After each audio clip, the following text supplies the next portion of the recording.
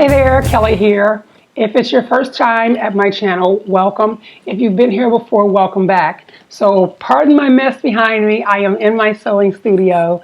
And I wanted to come on and I wanted to share with you guys some things that we can do to help one another while we are socially distanced. Now, many of you know, if you're following me, that I am a lupus warrior. And the thing that's, I guess, unique in this situation is that for many of us that are battling chronic illnesses or chronic pain, we spend a lot of time already kind of self-quarantined, right? So this social distancing thing is not necessarily new to us. And here's the thing that I want to kind of get out there. For many of you that are able-bodied, that are healthy, we kept hearing, well, you don't look sick. Well, guess what? Coronavirus, from my understanding at this point, can show up with no immediate symptoms. So guess who doesn't look sick, but could be? Also, the thing that we've been told is, we don't understand, or not, nobody said we don't understand. They've not issued any understanding. We've been told we're lazy. We've been told if we ate a plant-based diet. We've been told if we exercise more. So basically what that equates to is it's your fault that you're sick.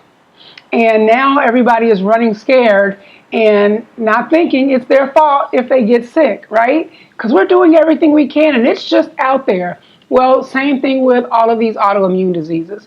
So now that I've gotten to put you all on a level playing field, let me say this.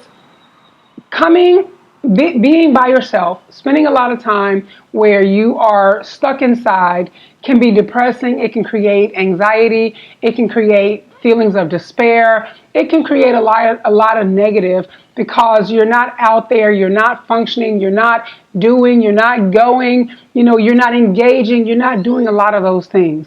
So those of us who didn't get any understanding from those of you that are able-bodied can now help you by being more understanding and more empathetic.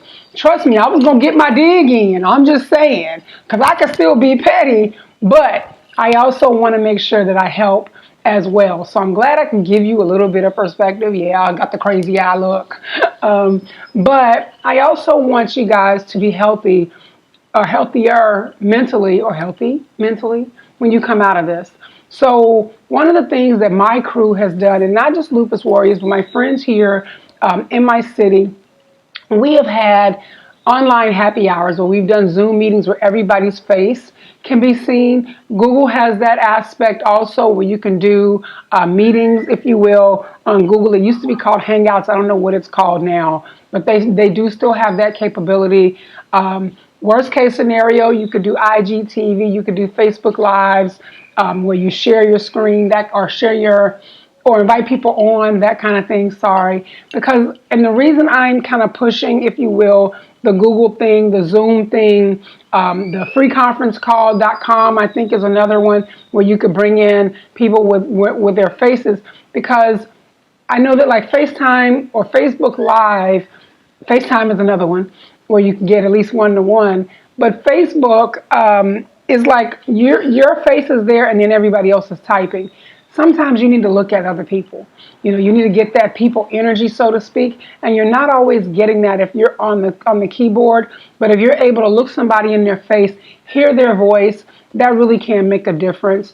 Also, I would say that if you're going to do a Zoom meeting, especially if it's going to be a happy hour or if it's going to be a party, because I did see where on Instagram there was a DJ'd party and supposedly 75,000 people showed up for that. So guys, and I know in Italy they were on their balconies all singing and really doing their best to keep their minds off of what's going on, right? So if you're going to have a Zoom party per se, I would say create a topic, create an icebreaker like you would at any party, and do your absolute best to not talk about what's being talked about every freaking where.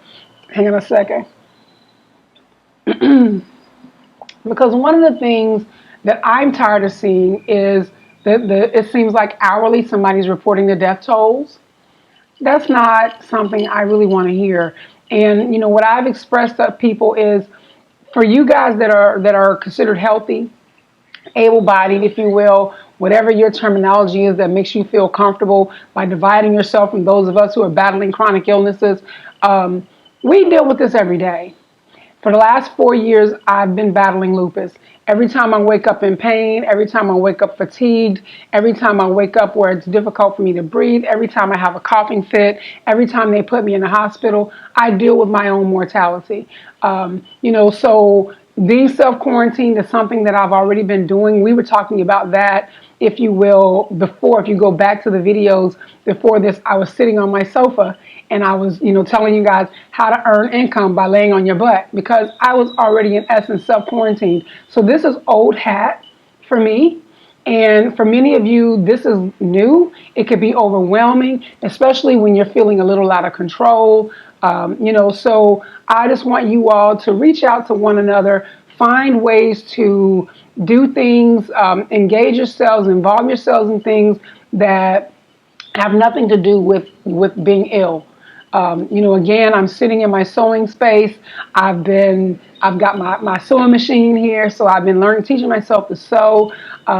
If you follow my Instagram, I've been teaching myself to make jewelry. Now I've got wine bottles around here that friends are donating. I'm going to teach myself how to decorate bottles and all that kind of stuff. So I'm finding other ways that are not online to do something that keeps my mind moving and keeps me active doing something.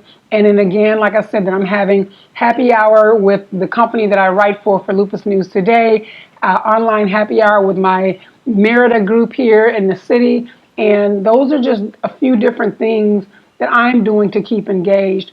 Make sure that you're checking on your family, checking on your friends, because they won't necessarily tell you that they're going stir crazy, that they've got cabin fever, that they're starting to feel depressed, because they may not even recognize those signs. But the fact that, that there's really no end in sight at this point for when this thing will be over, we could be inside, socially distanced for a while. So just make sure you reach out to those around you, email, text message, FaceTime, Facebook, whatever it is.